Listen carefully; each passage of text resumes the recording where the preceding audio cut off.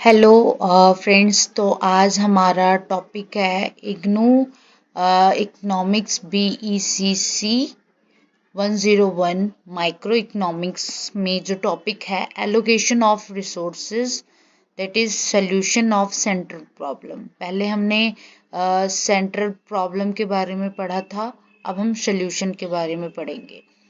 Okay, तो theoretically there are two types of economic system, capitalized economy and socialist economy। Two type के economic system होते हैं, एक capitalistic economy होती है, दूसरा सोशलिस्टिक इकोनॉमी होती है। In practice all the country has adopt a system which is broadly identify as a mixed economy.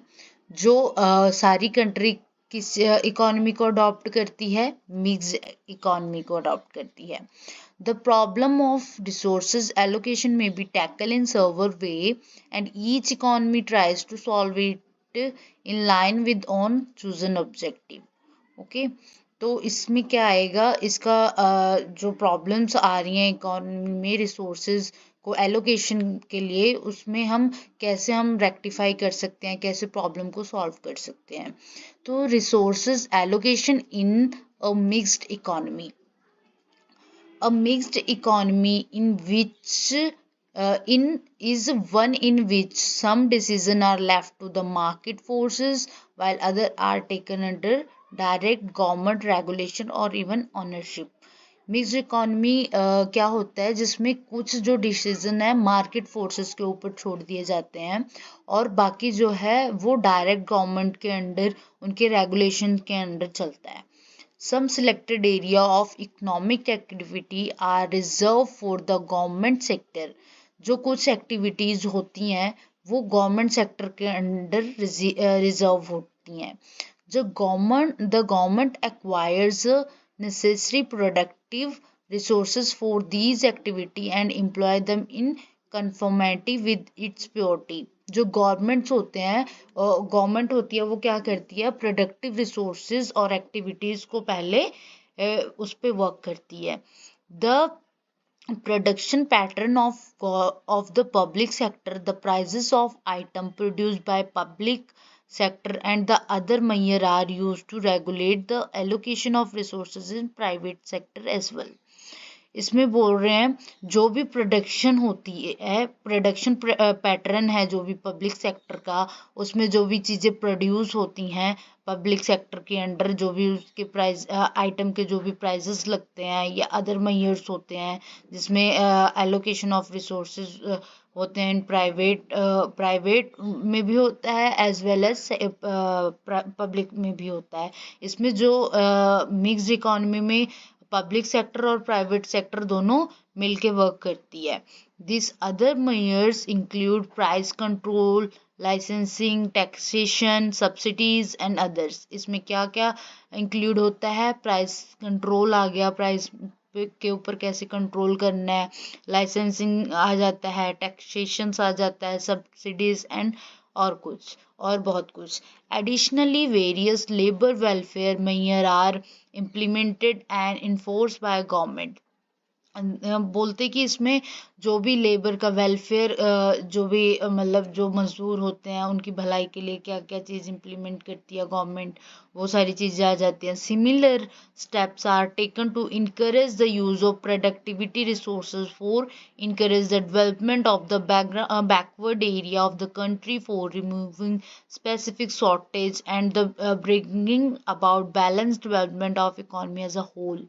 Government क्या करती है, कुछ स्टेप्स लेती है जिसमें वो ऐसे रिसोर्सेज को प्रोडक्टिव करती है जिससे बैकवर्ड एरिया, कंट्री की जो बैकवर्ड एरिया है वो डेवलप हो सके और जो स्पेसिफिक शॉर्टेज है वो रिमूव हो सके और उसमें बैलेंस लेके आए, डेवलपमेंट लेके आए एज अ होल। ये सब मिक्स्ड इकोनॉमी के अंदर आ जाती है, resources allocation in mixed economy.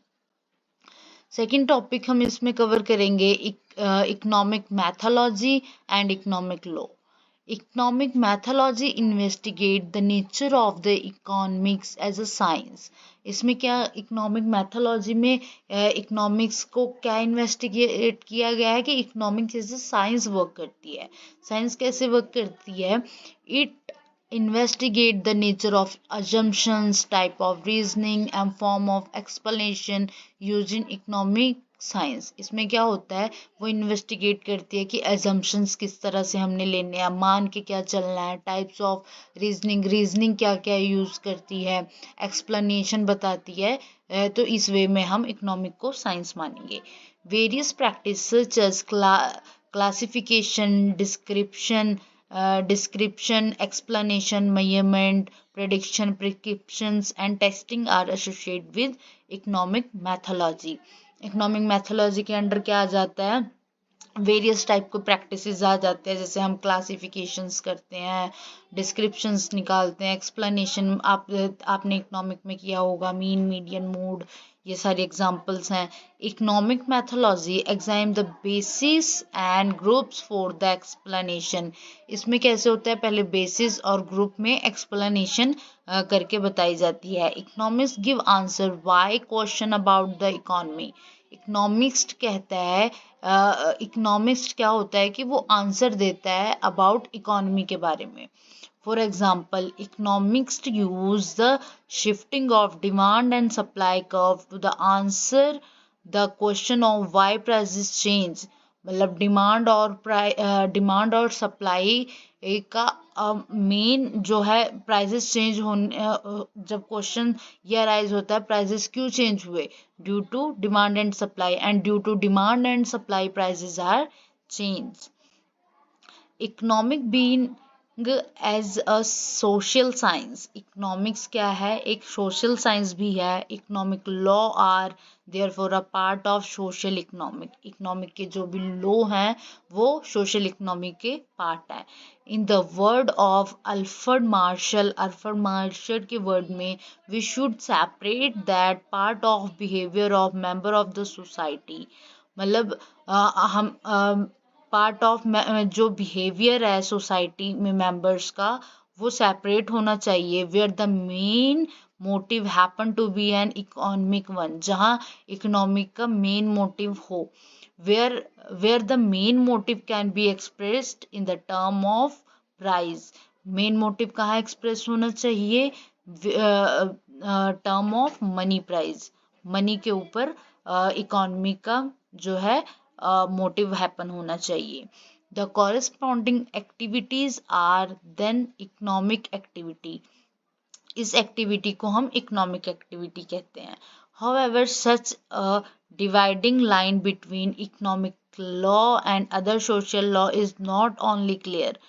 फिर भी कहते हैं कि कुछ चीज़ें हैं जो इकोनॉमिक लॉ और सोशल इकोनॉमिक को हमेशा क्लियर नहीं करती।